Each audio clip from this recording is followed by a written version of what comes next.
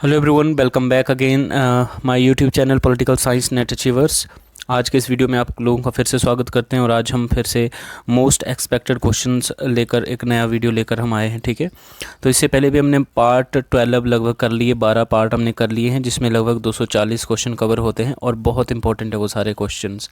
अगर आपने अभी तक वो वीडियोज़ नहीं देखे हैं तो डिस्क्रिप्शन में उनके लिंक आप चेक कर लीजिए, एक बार उनको भी आप देख लीजिए क्योंकि वो सारे क्वेश्चन आपके लिए बहुत इंपॉर्टेंट हैं। उससे आपकी एक अच्छी रिवीजन हो जाएगी, आपकी एक अच्छी कम टाइम में एक अच्छी तैयारी आपकी हो सकती है उन क्वेश्चंस को पढ़ने से। ठीक है, अगर आप मेरे चैनल पर नए हो, मेरे चैनल को सब्सक्राइब भी कर लीजिए और बेल आइकन को भी प्रेस कर दीजिए ताकि आपको जो भी मैं अपकमिंग वीडियोस डालता रहूँ उन सब की नोटिफिकेशन आपको मिलती रहे।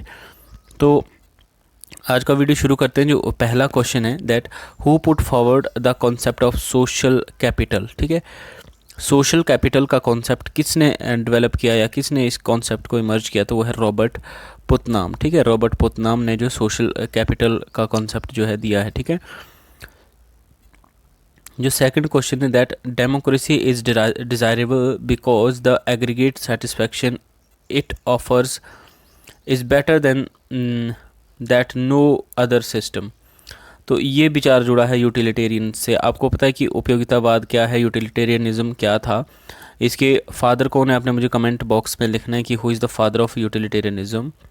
और यूटिलिटेरियनिज्म के अंतर्गत ये माना जाता है कि कोई भी स्टेट या कोई भी लॉ तभी बेनिफिशियल है या तभी वो अच्छा है अगर वो ज़्यादा से ज़्यादा लोगों को ज़्यादा से ज़्यादा खुशी देता है। ठीक है, मोर सेटिस्फेक्शन की यहाँ पे बात की जा रही है। तो डेमोक्रेसी की कॉन्टेक्स्ट में भी यहाँ पे ऐसे ही बात की जा रही है कि डेमोक्रेसी इज़ डिज़ायरेबल। डेमोक्रेसी क्यों डिज़ायरेबल है? Because the aggregate satisfaction it offers. ठीक है, डेमोक्रेसी के द्वारा जो एक एग्रीगेट जो सेटिस्फेक्शन दी जाती है, ठीक है, वो बेटर है किससे, किसी दूसरे सिस्टम से वो एटलीस्ट बेटर है, इसीलिए डेमोक्रेसी जो है यहाँ पे डिज़ायरेबल है। ठीक है, तो नेक्स्ट जो क्वेश्चन है that which article of Indian constitution deals with the citizenship in India. Bharat में नागरिकता से संबंधित जो आर्टिकल हैं वो कौन से आर्टिकल हैं? वो आर्टिकल 5 से 11 के बीच जो भारत में नागरिकता की बात की जाती है। ठीक है, और आपने मुझे कमेंट करके बताना है कि जो नागरिकता जो कॉन्सेप्ट है हमारे भारत के संविधान में वो किस भाग में दिया गया है। ठीक है, नागरिकता का प्रावधान कौन से भाग में है? आर्टिकल तो दिए हुए हैं 5 से 11, लेकिन भाग कौन सा है संविधान का? ठीक है, now next the boundary of a state in India can be altered through the procedure laid down in the article 3। ठीक है, आर्टिकल 3 यहाँ पे ये बात की जा रही है कि कोई भी पर्टिकुलर स्टेट है उसकी बाउंड्री को जो है किस संविधान के किस अनुच्छेद के द्वारा जो अल्टर किया जा सकता है, मतलब कम ज़्यादा किया जा सकता है। ठीक है, तो ये आर्टिकल 3 है। ठीक है, आर्टिकल 3 के तहत जो है किसी भी राज्य की बाउंड्री को जो है कम किया जा सकता है। ठीक है, now what is the total strength of the constituent assembly, what was the. ठीक है, कॉन्स्टिट्यूंट असेंबली जब बनी थी, संविधान सभा बनी थी जब हमारे संविधान के निर्माण के लिए, उसकी टोटल स्ट्रेंथ कितनी थी? तो ये 389 थी। और आपने मुझे कमेंट में बताना है कि कितने मेंबर जो है कहाँ से थे। ठीक है, तो नेक्स्ट क्वेश्चन देखते हैं। नेक्स्ट जो क्वेश्चन है the cessation of a state from the Indian union has been Baird by the. यहाँ पे ये पूछा जा रहा है क्वेश्चन का, आप मतलब समझिए, सेसेशन की बात की जा रही है ऑफ अ स्टेट। कोई भी पर्टिकुलर स्टेट जब एक अलग राज्य की मांग करता है, ठीक है, एक अलग देश की डिमांड करता है, ठीक है, फ्रॉम द इंडियन यूनियन, भारतीय संघ से अगर कोई भी राज्य अलग रहने की मांग करता है, ठीक है, तो इस पर रोक लगाई गई है। किसके द्वारा ये रोक लगाई गई है? कॉन्स्टिट्यूशन के 16th अमेंडमेंट। ठीक है, 16वां जो संविधान का संशोधन हुआ था, ठीक है, 1963 में। ठीक है, 1963 में 16th अमेंडमेंट के द्वारा किसी भी राज्य को जो अलग देश का निर्माण या अलग देश की मांग करने से रोक लगा दी गई है। इंडियन यूनियन से कोई भी अलग नहीं हो सकता। ठीक है, now next one the qualification for the member of the finance commission. Finance जो वित्त आयोग होता है, ठीक है, उसके जो मेंबर्स होते हैं उनकी क्वालिफिकेशन को कौन प्रिस्क्राइब करता है, कौन डिस्कस करता है कि क्या क्वालिफिकेशन होनी चाहिए? ये पार्लियामेंट ऑफ इंडिया। ठीक है, क्योंकि होता है इस तरह से क्वेश्चन कि कई ऑफिशियल्स ऐसे हैं जिनकी क्वालिफिकेशन टर्म ये प्रेसिडेंट भी डिसाइड कर सकता है। ठीक है, लेकिन यहाँ पे जो है पार्लियामेंट ऑफ इंडिया डिसाइड करते हैं कि what should be the qualification for the member of the finance commission.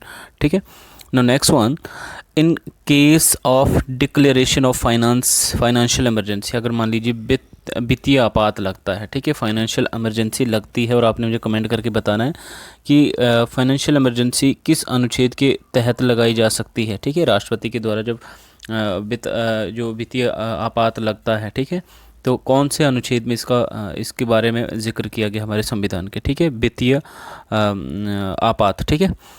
Now जब फाइनेंस इमरजेंसी लगती है तो क्या होता है, the president may give direction to the state deemed necessary for economic recovery and salary of officials may be temporarily reduced, ठीक है। राष्ट्रपति के द्वारा कहीं ना कहीं एक डायरेक्शन दी जाती है स्टेट्स को, ठीक है, और वहाँ के जो ऑफिशियल्स होते हैं उनकी सैलरी को भी जो है टेम्परेरीली जो है कम किया जा सकता है, ठीक है, इकोनॉमिक रिकवरी के लिए, आर्थिक, क्योंकि आर्थिक तौर पर भी वहाँ पे वित्तीय आपात लगाया गया है, ठीक है। इसीलिए क्या किया जा सकता है कि वहाँ पे अलग अलग ऑफिशियल्स की जो सैलरीज होती हैं उनको कुछ टेम्परेरीली टाइम के लिए, ठीक है, उनको रिड्यूस या कम किया जा सकता है, ठीक है।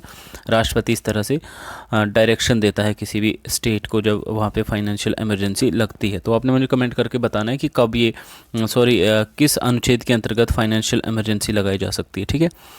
Now next question, the Panchayati Raj include in which list. Panchayati Raj जो हमारे देश में जो पंचायती राज व्यवस्था है, हमारे जो शक्तियों का विकेंद्रीकरण हुआ है, और आपको पता है कि अनुसूची 7 क्या है, शक्तियों का विभाजन है, ठीक है, जिसमें स्टेट लिस्ट है, सेंट्रल लिस्ट है, कॉन्करेंट लिस्ट है, ठीक है।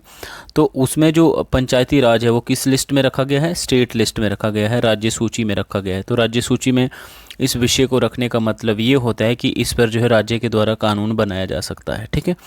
राज्य सूची में जो विषय होंगे उन पर राज्य कानून बनाएगा, केंद्र सूची में जो विषय होंगे उस पर केंद्र बनाएगा, कॉन्करेंट सूची में जो विषय होगा उस पर केंद्र और राज्य दोनों बना सकते हैं, ठीक है। तो इस तरह से नेक्स्ट क्वेश्चन देखते हैं। नेक्स्ट क्वेश्चन फंडामेंटल राइट्स से रिलेटेड है, ठीक है। इसमें हमने 4 इंपॉर्टेंट फंडामेंटल राइट्स लिए हैं जिनमें क्या क्या प्रावधान है ये आप में बताया गया है। तो सबसे पहले आर्टिकल 16 क्या है, equality of opportunity in matter of public employment के मैटर में क्या होगा, आपको जो है right to equality of opportunity है, ठीक है। आपको जो है इक्वल अपॉर्चुनिटीज़ दी जाएंगी, इक्वल अपॉर्चुनिटीज़ का आपको राइट है पब्लिक एम्प्लॉयमेंट के मामले में, ठीक है। आपके साथ किसी भी तरीके से भेदभाव नहीं किया जा सकता है, आपको समान अवसर दिए जाएंगे, ठीक है। आर्टिकल 17 एबोलिशन ऑफ अनटचेबिलिटी, ठीक है, छुआछूत की मनाही या छुआछूत से निजात आपको आर्टिकल 17 में देखने को मिलती है कि आपसे किसी भी तरीके से किसी भी आधार पर आपसे छुआछूत के आधार पर जो है कोई भी भेदभाव नहीं किया जा सकता। आर्टिकल 29 क्या है, protection of the interest of minority, ठीक है, जो भी अल्पसंख्या में लोग रहते हैं, ठीक है, उनके जो हित होते हैं, ठीक है, उनके हितों का प्रोटेक्शन या उनके हितों की का एक संरक्षण, जो कानूनी संरक्षण, ठीक है, इसकी बात की जाती है संविधान के आर्टिकल 29 में। और आर्टिकल 32 जिसको कि सोल ऑफ कॉन्स्टिट्यूशन भी कहा जाता है, ठीक है, संविधान की आत्मा भी कहा जाता है, that is right to constitutional remedy. आप आर्टिकल 32 के तहत अगर आपके मौलिक अधिकारों का कहीं पे उल्लंघन होता है, हनन होता है, ठीक है, तो आप क्या कर सकते हो, आर्टिकल 32 के तहत आप जो है सुप्रीम कोर्ट जा सकते हो। और आप मुझे कमेंट करके बताना कि किस आर्टिकल में ये बताया गया है कि आप जो है राज्य के उच्च न्यायालय या आप हाई कोर्ट में जा सकते हो अपने अधिकारों के संरक्षण के लिए, ठीक है। वो प्रावधान किस अनुच्छेद में है, या आप 32 में आप सुप्रीम कोर्ट जा सकते हो, लेकिन किस आर्टिकल के तहत आप जो हाई कोर्ट जा सकते हो, ठीक है, वो भी ज़रूरी है आपके लिए। नेक्स्ट क्वेश्चन है कॉन्स्टिट्यूशनल अमेंडमेंट्स हैं और उसमें किस अमेंडमेंट के द्वारा जो है क्या प्रावधान किया गया था, ठीक है। तो सबसे पहले हमें प्रावधान हमने लिखा और आगे हमने अमेंडमेंट लिखे हैं कि कौन से क्या प्रावधान लाया गया है। तो देखिए Tripura in the 6th schedule. अब 6th शेड्यूल क्या है, 6th शेड्यूल है 6th शेड्यूल है जब राज्यों को जो है एक अनुसूचित राज्यों, ठीक है, शेड्यूल स्टेट्स के बारे में बात की गई है 6ठी आपकी अनुसूची में, ठीक है, जिसमें मैंने एक निमोनिक बनाया था कि आप तो छा गए रोज़ हिमाचल में मिलते हो। तो इस लाइन में जो है वो सारे 10 राज्य हैं जो 6th शेड्यूल में आते हैं, ठीक है। तो त्रिपुरा को भी उसमें शामिल किया गया है 6th शेड्यूल में ट्राइबल एरियाज़ के तौर पर, ठीक है।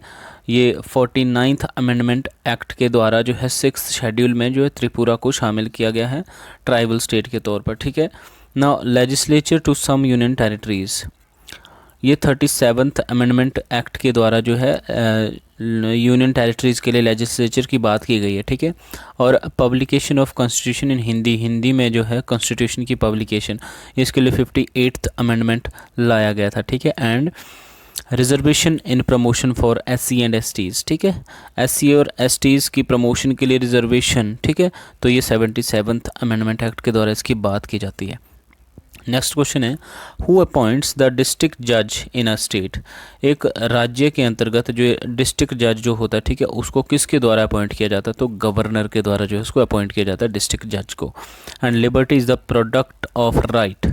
लिबर्टी किसका प्रोडक्ट है, राइट्स का प्रोडक्ट है। ये किसने बात कही है, लॉस्की ने कही है, ठीक है। इंपॉर्टेंट कोटेशन इनकी। नेक्स्ट क्वेश्चन देखते हैं। नेक्स्ट क्वेश्चन है that who decide whether the bill is money और नॉट। ये तो बहुत सिंपल सा क्वेश्चन है, लेकिन फिर भी कई बार फंस जाता है, अट जाता है, ठीक है। तो कौन ये डिसाइड करता है कि जो बिल है वो मनी बिल है या नहीं है, तो ये स्पीकर ऑफ द लोकसभा, ठीक है। लोकसभा का जो अध्यक्ष होता है, स्पीकर होता है, वो ये डिसाइड करता है कि जो बिल लाया गया है क्या वो मनी बिल है या कोई और साधारण बिल है, ठीक है। Now next question that the state election commissioner can be removed by through a procedure similar to that for removal of the judge of the high court। Election commissioner को जो है राज्य का जो इलेक्शन कमिश्नर होता है उसको उसी प्रक्रिया के द्वारा जो है रिमूव किया जा सकता है जिस प्रक्रिया के द्वारा एक हाई कोर्ट के जज को जो है रिमूव किया जाता है, ठीक है। Now next question, member of the panchayat samiti are directly elected by the people. जो पंचायत समिति होती है उसके मेंबर जो है किसके द्वारा चुने जाते हैं, लोगों के द्वारा डायरेक्टली चुने जाते हैं। और आपको पता है कि पंचायती राज सिस्टम जो है कहीं ना कहीं एक डायरेक्ट डेमोक्रेसी का एक सबसे बड़ा एग्जांपल है, जिसमें ग्राम सभा होती है, ठीक है। ग्राम सभा जो है डायरेक्ट डेमोक्रेसी का बिगेस्ट एग्जांपल है in India. Now next question, which state first introduce the Panchayati Raj system. ये बहुत साधारण सा आसान सा क्वेश्चन है और आपने मुझे कमेंट करके बताना है कि किस जगह पर पंचायती राज सिस्टम को इंट्रोड्यूस किया गया था। स्टेट तो राजस्थान है, ठीक है, कि राजस्थान में पंचायती राज सिस्टम को जो है सबसे पहले इंट्रोड्यूस किया गया था। और कब किया गया था और किस जगह में, राजस्थान में किस जगह पर इसको इंट्रोड्यूस करवाया गया था, तो कमेंट करके मुझे बताइए। और कौन सी डेट थी, ठीक है, कौन सा ईयर था, कौन सी डेट थी और किस जगह पे किया गया था। स्टेट कौन सा रहेगा आपका, राजस्थान। नेक्स्ट क्वेश्चन है that even the worst state is better than anarchy. ये किसने कही है बात, हीगल ने कही है, ठीक है। वो कहते हैं कि जो एक वर्स्ट स्टेट भी होता है ना वो एनार्की से अच्छा है, ठीक है, अराजकता से वो अच्छा है। आपका जो वर्स्ट स्टेट हो, चाहे कितने से भी कितना बुरा राज्य क्यों ना हो, लेकिन एटलीस्ट अराजकता से वो अच्छा है। तो ये किसने कहा है, हीगल ने कहा है, ठीक है। Next question, if sovereignty is not absolute. अगर जो प्रभु सत्ता अगर वो एब्सोल्यूट ना हो, नो स्टेट एग्जिस्ट, ठीक है।